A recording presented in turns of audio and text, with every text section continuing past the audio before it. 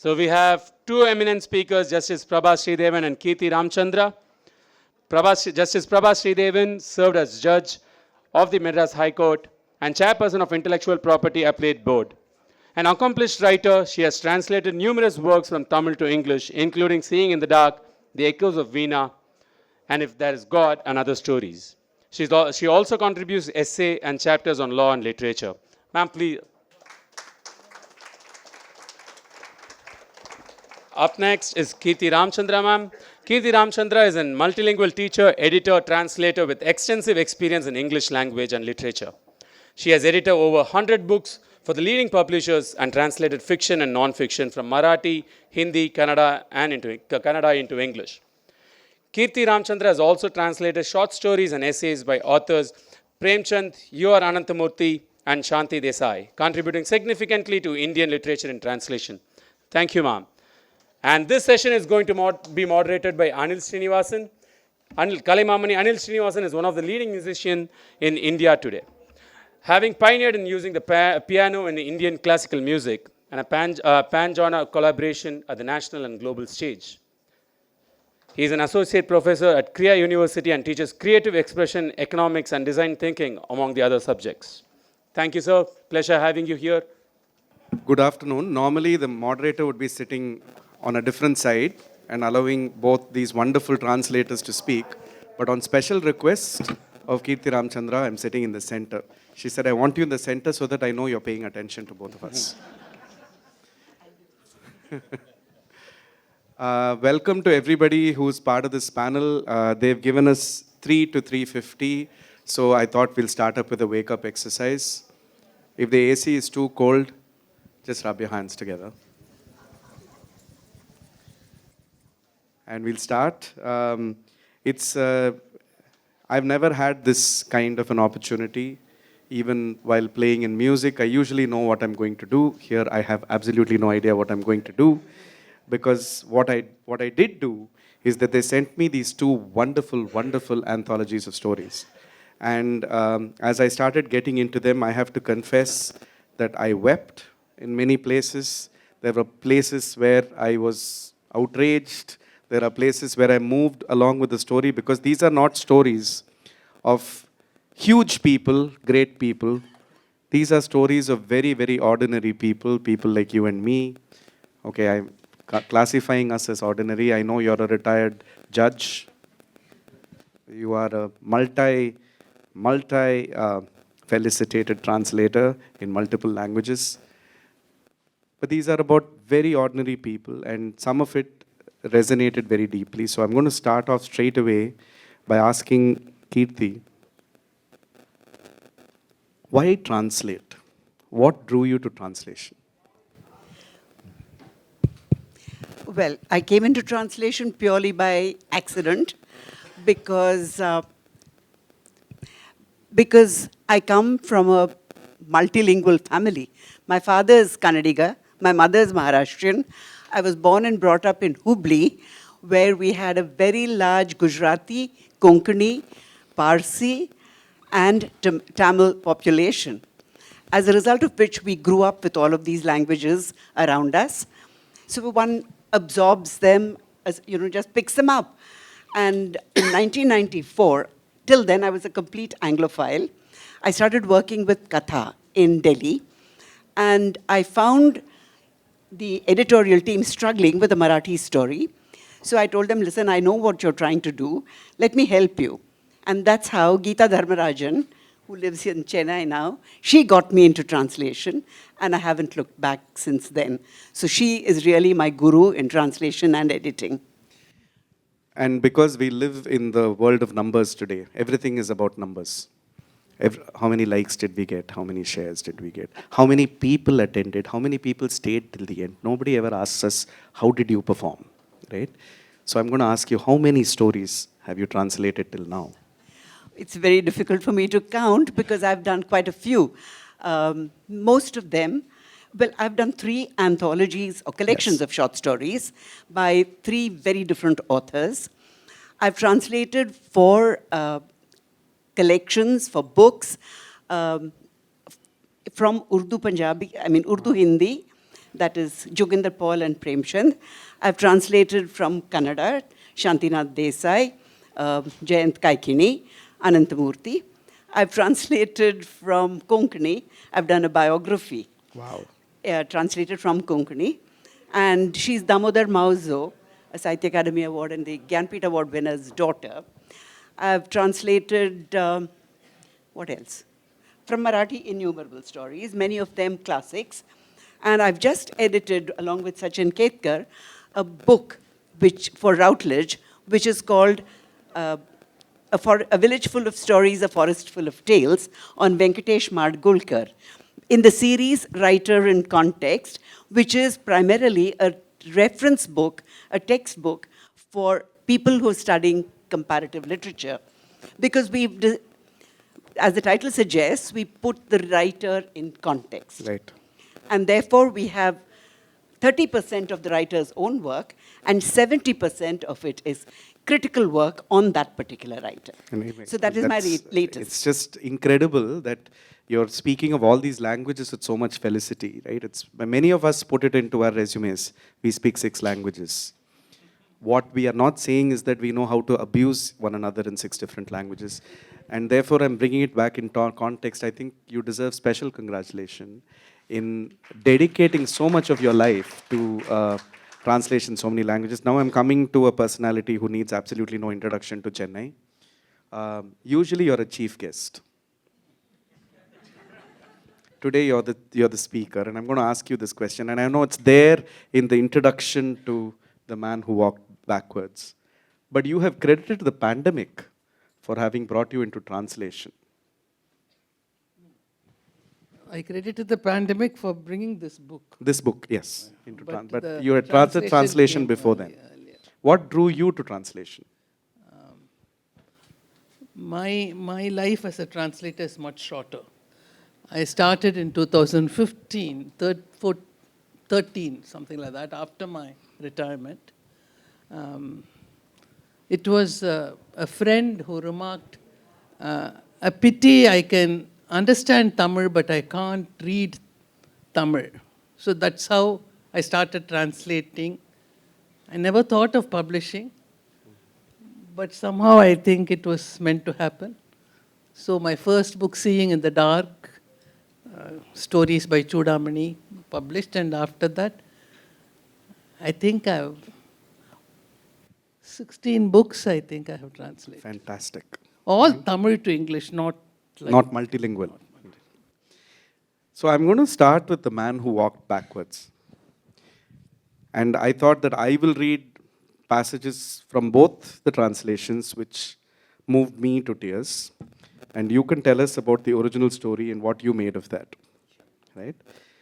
So this is on The Man Who Walked Backwards, which is a very interesting story by itself. It's about a man who decides one fine day, because of a particular incident, that he's going to walk backwards. And he perfects the art of walking backwards, much to the consternation of his family. And then, and so on it goes. The rest of the story, you should buy the book. So this is the part. To those who understood him, he was a jnani. To the rest, he was a good for nothing. We are describing the man who walked backwards. His nephew says, I was confused. So can a man walk on water? Even an insect can walk on water. That is no big deal. It is not necessary for a man to be wise to walk on water. If the mind and body are aligned with one another, you can do anything. We must keep them under control. My Anna had that control. Periyappa is the man who walked backwards. Periyappa's face came to my mind's eye.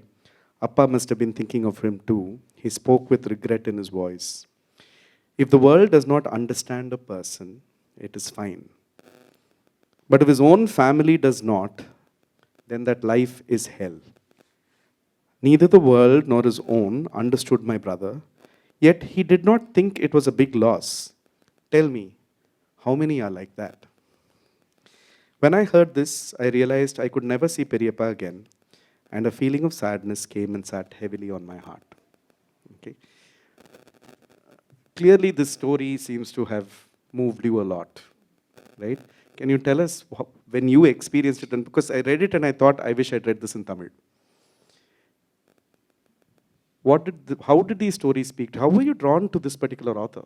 Um, how I was prompted to translate this author was a friend, Bharati, said that I think you should meet him. His stories must be translated. Then he sent me one story after another from several collections. So you can't get this in one Tamil book. And I picked and chose the ones that I liked. In this, The Man Who Walked Backwards, one day, this Periyappa, this man who walks backwards, brings people home and expects them to be fed. And one day the Periyamma refuses. And after that he starts walking backwards. There are two stories about Gandhi in this book. This was a protest by non-violence too. And it didn't change. He didn't change at all. He kept walking backwards. And that is something about Ramakrishnan's characters. They are seemingly, as Ashwin said, they are ordinary people. Anil said they are ordinary people. But do we also, all of us, have that small germ? When it happens, will we also start walking backwards? That's something that fascinated me. There's the other book, Anil, that you liked about the Amma. You can So talk about there's that. a story in this about an Amma, a lady, a wife, mother of children, and her way of protest is to swim. She just jumps headlong into the village lake or pond and just swims. She doesn't shout back, she doesn't argue back. She just jumps headlong and swims. And she swims and she swims and she swims and she swims. This is her way of protest. And that particular story, in which a very, very, I would say, turning point in the family arc of that family is when there's a huge disagreement between her and her husband, and she decides in protest to swim across that lake, fully clothed, and goes to an island in the middle where there's a Kuti temple, and she just sits there for days on end, and nobody knows what's happening, and she just refuses to come back, right? Again, very ordinary family, very ordinary life, very ordinary situation. Think of a Bharati Raja film set, right? And yet such an extraordinary and powerful behavior as a reaction to stimulus in the environment. And By the way, that was Prabhaji's way of checking whether I've done my homework of reading these books. after that, she stopped swimming. She says, I don't know to swim. I think this is also a reaction to the violence, to Appa's violence. After that, she changes. She is a soft-spoken woman whose voice can hardly be heard.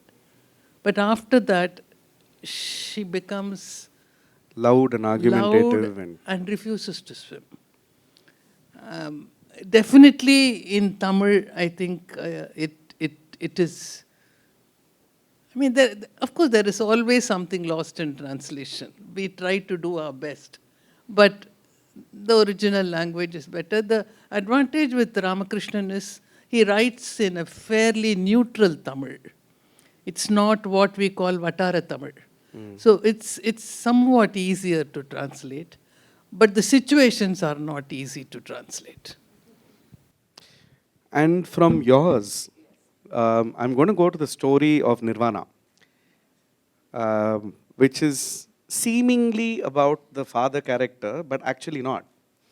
In fact, I started reading more and more into Savitri and all the other ladies of the household and their stories, but I'm going to read from that. And then you can give context. This is on page 102, and it says Tatya. Tatya is the father character in this novel. Vishu passed away a couple of months after you left. He died of snake bite. What? Tatya froze in stunned silence. Vishu, to whom I'd entrusted the family responsibility, he himself has gone. What has become of the family? Who is shouldering the burden? More importantly, what has happened to Savitri? She's a brave girl, but how can she provide for the children? Precious, intelligent children they are, her two boys. The past began to whirl around in Tatya's head. Where is Savitri? He whispered hoarsely to Nene Kaka. She's still there. Actually, everybody should be supporting her. Instead, she's offering comfort to everyone. She's running the household now. Akka, poor thing, is shattered. Which means that now Savitri is the man in charge. Run the house she will, but where will the money come from? The income of the other three will be just about enough. Once their children start earning, things will be better, but those kids are not terribly bright. They will somehow get to the metric exam.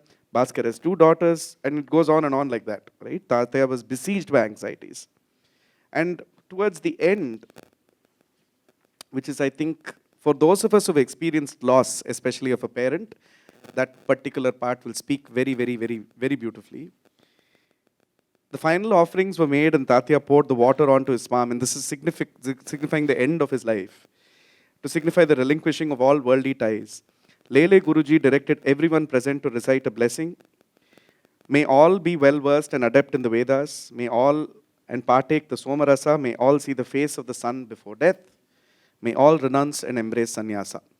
Lakshman Rao sighed with satisfaction and relief. Very softly, Lele Guruji said to him, remember, the last rites of a sannyasi are also performed differently. Lakshman Rao nodded. The musicians were playing with gusto. Prasad was being distributed in the vada. Tatya lay down once more. He was filled with wonder. That which hadn't happened throughout his life had taken place at this final hour.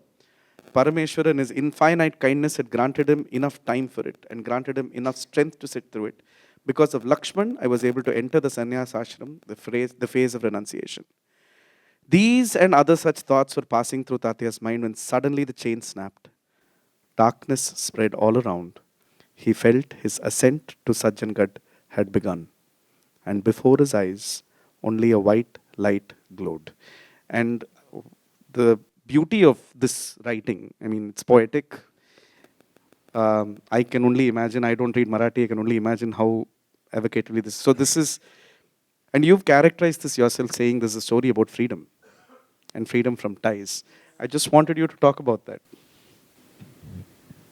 Well, this is an infinitely moving story because it talks about this gentleman who has a large family that he's taking care of, but he's constantly thinking that now I'm getting on in life. It's time I renounced my responsibilities, renounced the world, the material world, and went up to Sajjangad, which is a place of pilgrimage, of, let's say, retirement for certain people. And he wanted to go there.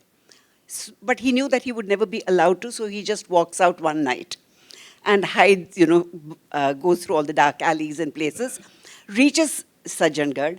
He meets a young man there who's at half his age, who's also renounced the world, and who wants to go to meet to the Ramakrishna Mission in Mumbai, which had just opened.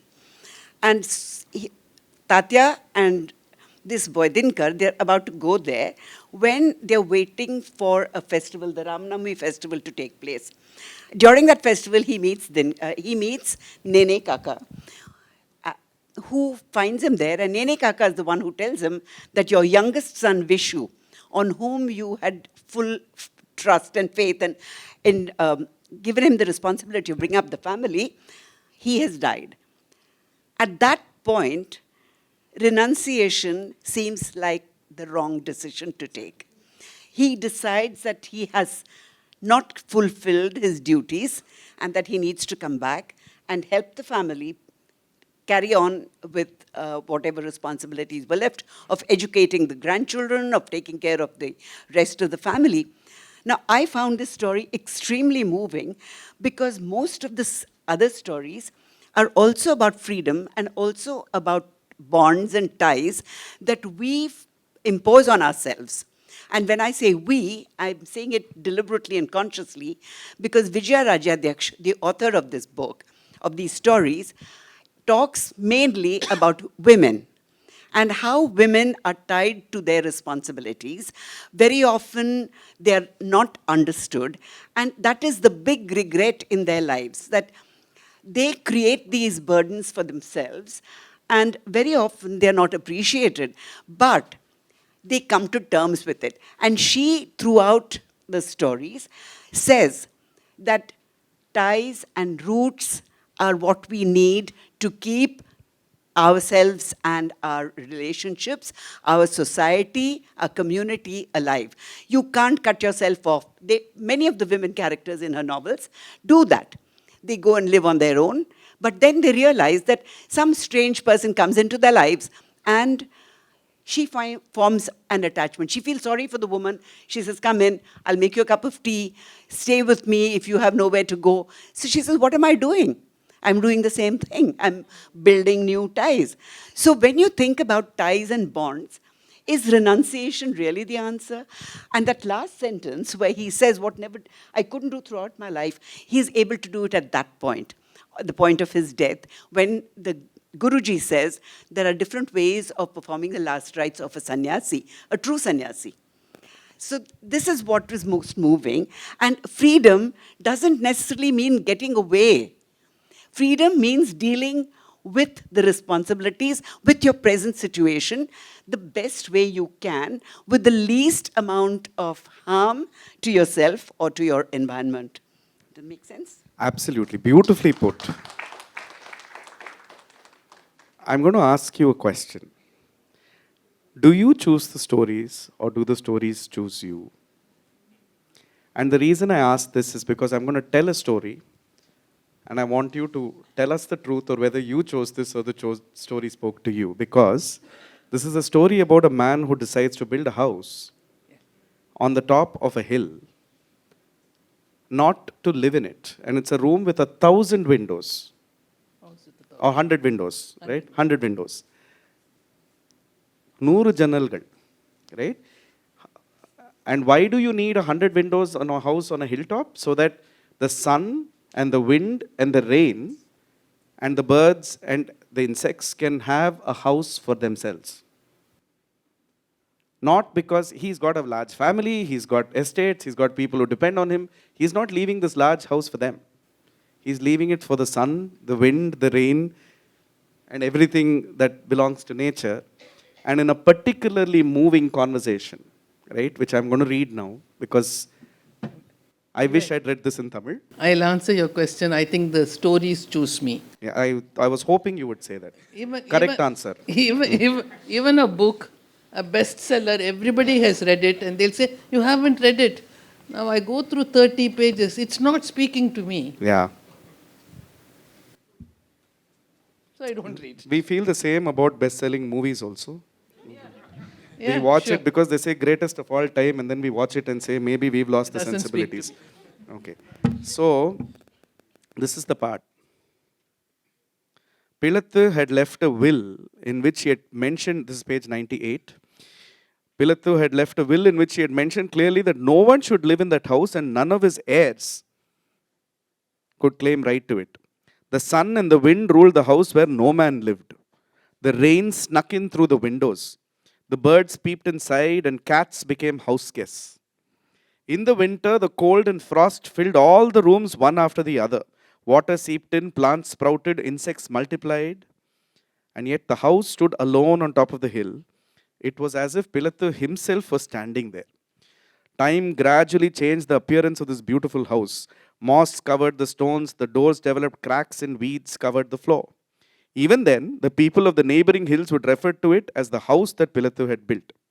The girl who drove the grazing cattle said that sometimes the house stared fixedly like a one-eyed man. Musa did not go there at all after Pilathu had passed away. Once the house had appeared in his dream where it swayed to and fro like a swing. Many years later, Musa, who had grown old and weak, came to Kudremede and looked at the dilapidated house from a distance. The wild wind and the incessant rain that lived in the house had eventually plucked the door out. The house stood in ruins, its windows too snatched and flung away.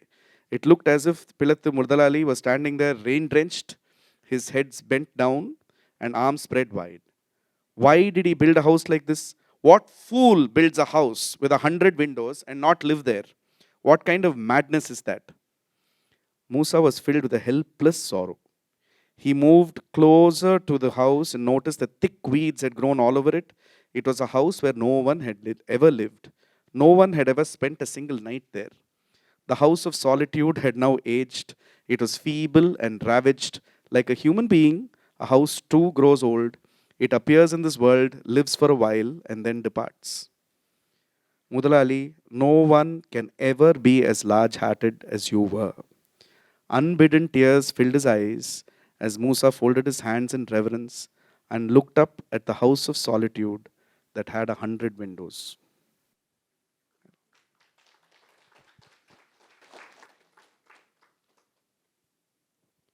What happened to you when you read the story in the original Tamil? See, it seemed sad, and but you read again and again, and it's a man who had a large heart. His wife and sons think that it should be bequeathed to them. But he's gone beyond that. And he really feels that that hill should have that mountain. And I felt that, that sadness lifted in the end. It's actually about a man with a positive energy. Modalali, nobody has as large a heart as you. That's what it is. And in that story that he justifies it saying, I gifted this house to the hill because when I had nothing and I was absolutely no one, it was the sun and the wind and the rain that kept me company. So this is the least I can do back for them, right? So that's how that story goes. And in yours, I will tell you again. Sorry. I'm going to what the eye cannot see. In fact, rather than read from it, I left it, but I think people are bored of me reading. Also, it's about 3:45 in the afternoon, around the time that people are regretting sitting here and not having a cup of tea. But I will still read. This is on page 39. Rohini's eyes brimmed. She bit her lips and screwed her eyes to prevent the tears from spilling out. She took his hand and placed it on her cheek. He understood. This is a lady who is with her husband who cannot see. A friend who cannot see. He understood. His hands moved over her head, face, arms, waist, thighs, lightly like a peacock feather drawn over her, his fingers seeking out the contours of her body. The same thing had happened about 20 years ago. He had gone to Rohini's house. She was alone at home.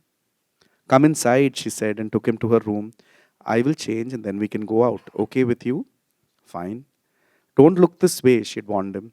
I asked you in because otherwise you'd be sitting outside all by yourself. Okay, just 5 minutes. Rohini was at the other end of the room. He was reading something, his back to her. Barely a couple of sentences later, he shut the book and, forgetting Rohini's instruction, turned around. Rohini was standing there in her brassiere and petticoat, unfolding her sari, her body half covered, half exposed. Perfectly proportioned, perfectly shaped. He didn't know what came over him. He walked up to her and began to run his hands over her face, neck, arms, waist. Rohini was too stunned to protest. When she recovered after a few minutes, she said limply, what do you think you're doing? He too came out of his trance. Sorry, because I trusted you. That's true, but I haven't done anything to betray your trust, Rohini. Please try to understand me. Rohini didn't say a word. He went away.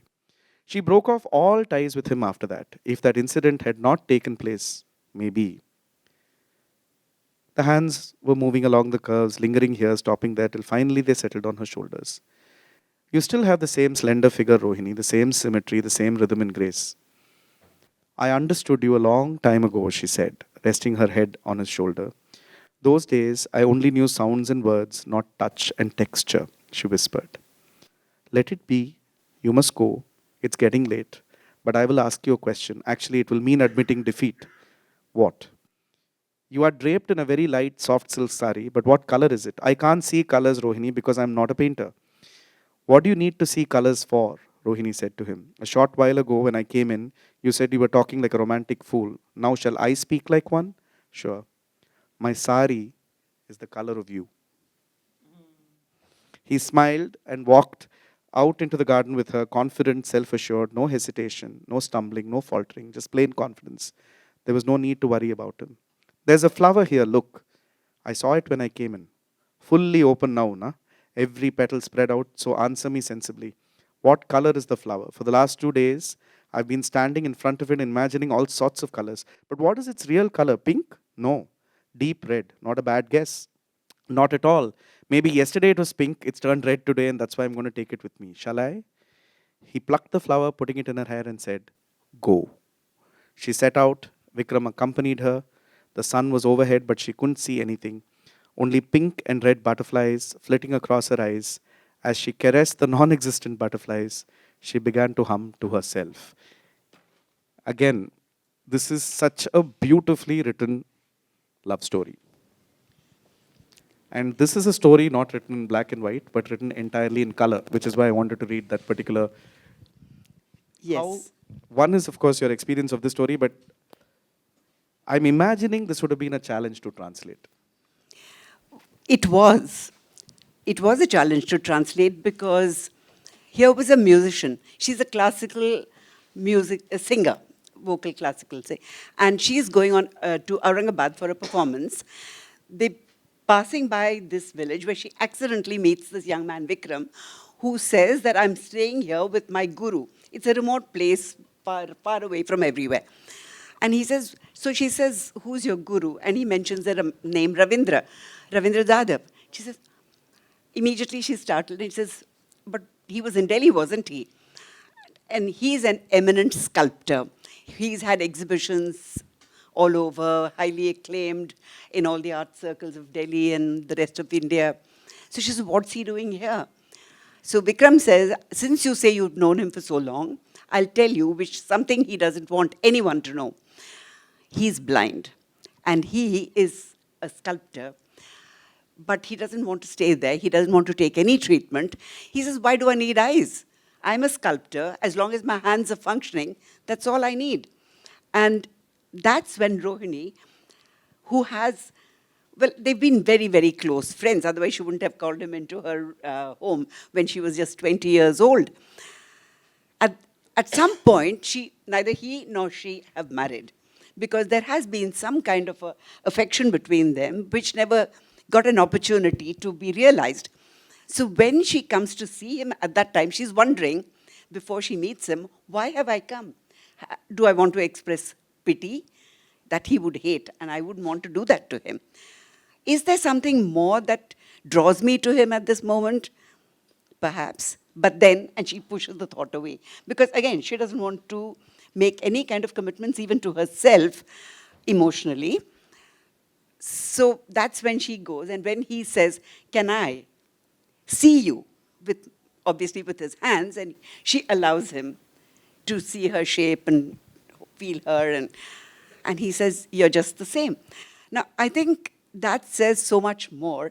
And the sentence, I want to ask you a question, and that would be admitting defeat, is when he asks her, what's the color of the rose? Because until then, he's always said, what have I got to do with colors? I'm not a painter. What do I need eyes for? I'm not an artist. I need my hands and that. So that was one of the most poignant sentences in the story. And it was difficult to translate because it's so understated. I couldn't have used one word which was out of place, which gave away more than it should have, because that is Vijaya Rajadhyaksha's strong point. She writes in a very, like you said, standard Praman Marathi, as they call it, and yet it's very difficult to capture because in the bhashas, you can use a lot of metaphors. She talks a lot about women and women's sexuality, exploring their own bodies and exploring their feelings. in a most metaphorical way. If I tried to translate them, or when I tried to translate those stories into English, they either would sound obscene, because the kind of words one would use to describe, if you said metaphorically, if you translated it literally, they would make no sense. But to be able to bring out the essence of what she was saying, and that's the meaning of the original Marathi title, Anvayartha, to bring out the essence, to bring out, what distill. So that was why it was difficult to translate, and that is why Rajyadhyaksh stories were a challenge, and I hope I've done her justice. She chose the stories for me. I didn't do the choosing. So, I was just told by Mr. Chandramouli that we don't have too much time left for this conversation. I actually wanted to read from some more stories. A member of the audience has challenged me to say what's on page 83. I'll tell you what's on page 83 from your translation. Even this turmoil can yield us some solutions. What I wanted to ask you in a very rapid fire fashion, because we need some Instagrammable content. Pradeep and the organizing team will appreciate that, right? I would have loved to have asked you both about your views on the Ukraine crisis, but kindly keep your answers to 10 words or less. But since we are not able to do that, I'm going to ask you two very simple questions. To you, I wanted to say, all your stories have a common theme, at least the way I read it. Would you feel the same? The two common themes seem to be, one, that almost all of them are delving into some kind of release. So a lady who finds a release by swimming, a man who finds his release by gifting to nature, another man who finds his release by walking backwards. It's all response, but it is looking for their own liberation in some way. Would that be an accurate reading? Would you term it release, or would you term it something else? Say all of it are about release, I may not agree. There is this beautiful story, Sitridal, which breaks your heart. Because you love the word also. And because I love the word also. There, it is actually what happens after an act of violence. The way it's about a writer whose family hates him, because they can't see any value in poetry or writing. So when he is in bed with a fracture in the hospital, they burn all the books. Luckily, 2 or 3 books were stuck inside his clothes somewhere, so they escape.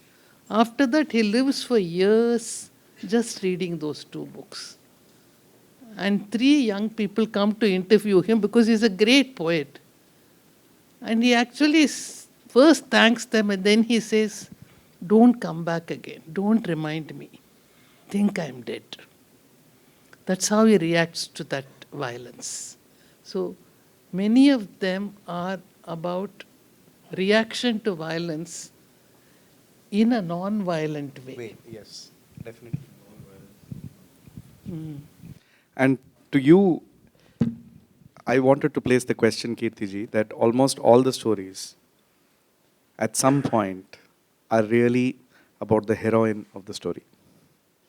They're actually about the fact that I read the song of life, that the songs of our lives are the women in our families. And that's the way I read it, right? And continuity, because you say the song of life is about continuity, right? The Sunset Hour, where you talk about continuity, right? And continuity again as represented by the women who keep the ties going. Would that be an accurate representation? Absolutely, because Vijayata has always declared that women are the center of her writing. Because she says, ever since I was a young woman, this question came to me. I am a woman. This awareness came to me that I am a woman and I am different. Now, why am I different? What makes me a woman? What makes me special? And I'm not talking about physical, physiological, biological differences. It is something about the temperament. And she has tried to understand how women react to situations, how they come to terms. They can't change their circumstances, they can't change their situations, but they can come to terms with them. And each woman does it in her own special way. It's hurtful, it's painful, but it offers some kind of a solution which she can live with, because life doesn't come to an end. And what she seems to say is that all of this happens only when you are close to your roots. You know, in Janki Desai, the last sentence is that she looks at the banyan tree and she says, this girl who's left home because she wants to live with her friend of the moment, and then he betrays her, so she wants to go. She doesn't know what to do, and finds that her mother's voice she hears, come back home.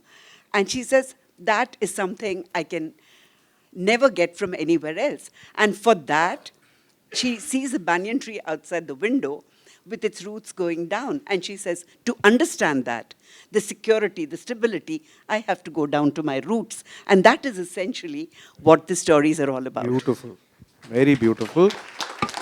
I think as we close this and open it up to questions, we owe a very, very big debt of gratitude to both Keerti Ramachandra and to Prabha Sridevan for having the beauty of India lies in the billions of stories that are actually sadly inaccessible to the non-native language speaking audience, not just outside of the country, but within the country as well. Even for those of us who are native Tamil speakers or native Marathi speakers, we don't necessarily go read fiction in those languages, especially if you've had the misfortune of having studied in schools where English was the medium of instruction. You're not actively encouraged to read them unless you had very passionate teachers. And so to that, we owe you a huge debt of gratitude for bringing our country back to us. Thank you very much. And on that note, we'd like to open it up to questions for either of the translators. Though I usually follow JK's writings, but I feel that there is a loss of justice whenever violence is committed on a person. How do you reconcile, how would a person reconcile to the actual fact that is going on in the world? Actually, you see the violent, both in animals and humans, and more violent people are suppressing the less violent people. To this, people cannot, every person cannot read JK and deal with it. So, being with a judge of a former experience of a judge, how do you reconcile to the fact of violence being all pervasive? This is too wide and big a question for me to answer. I mean, there is violence all over the world of different kinds, within the homes, outside the homes, between countries, and there can't be one answer, right? This book says you resist violence by being non-violent. That's what this book, the stories are. I mean, it's not a preachy message, but they are all responding. One swims, one walks backwards, one measures the rain in a diary. I mean, each of them has a. There is one beautiful story about an island, island somewhere in the Indian Ocean, I think, where people escaped from Madurai after the violence, Kannagi, and they say, we can't go back. That violence has to be answered. We can't go back. So he talks of how one should respond to violence in a non-violent way. That's all I can say. I have no global answer for your question. And I mentioned about JK I have heard of JK, but I have not read him in depth. Ma'am, in the back. Yeah. Somebody could give her a mic, please. Oh, there's one here. So sorry. It's a humble request to keep the questions to both the authors on translation and the specific stories, if you can. So, ma'am, I just want to say that translation is an art in itself which deserves delicate balance to the native plot that is written and the language. So, we just saw that when you translated a Tamil story, you have kept retaining the words like Periyappa or Mudalali. So, where do you find the delicate balance of doing justice to the language or choosing the language to be translated? And the second question I wanted to ask is, when we translate, do you try to bring in an author to different readers, or do you try to introduce a reader to varied language authors?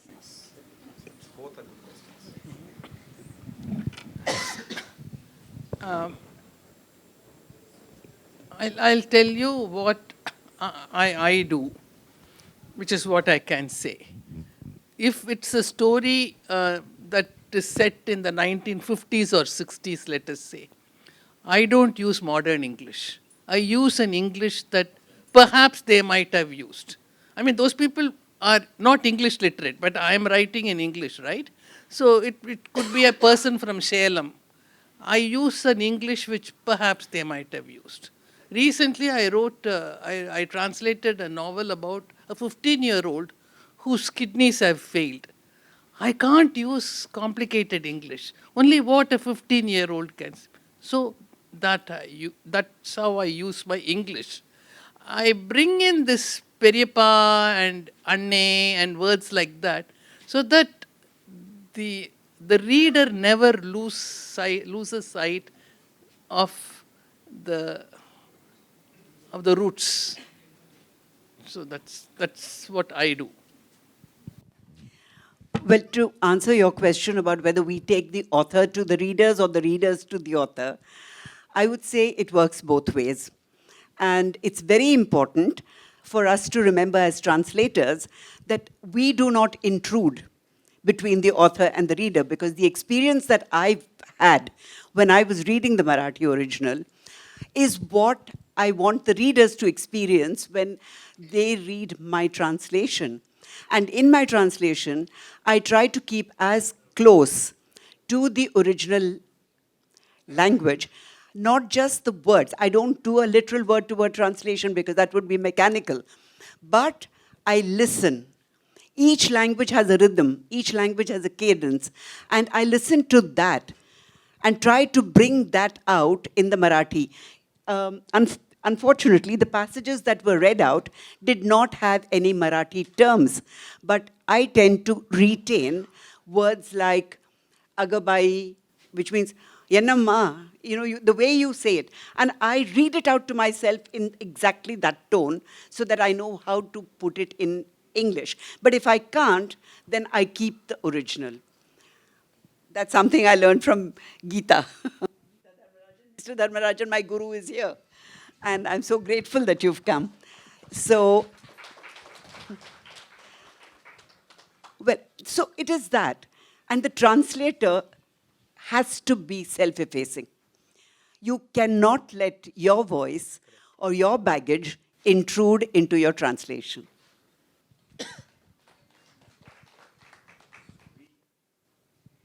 One question. Huge round of applause to our esteemed authors and all, of course, very, very ably conducted by Anil. Thank you very much. Thank you, ma'am. Thank you. Could I now request Dr. Sanjeev Chopra to come up and give a small token of our appreciation to all our guests? May I say just one word? Sure. I wanted to say that a good moderator is one who can bring the best out of the panelists. And that Anil has done today. Thank you very much, Anil.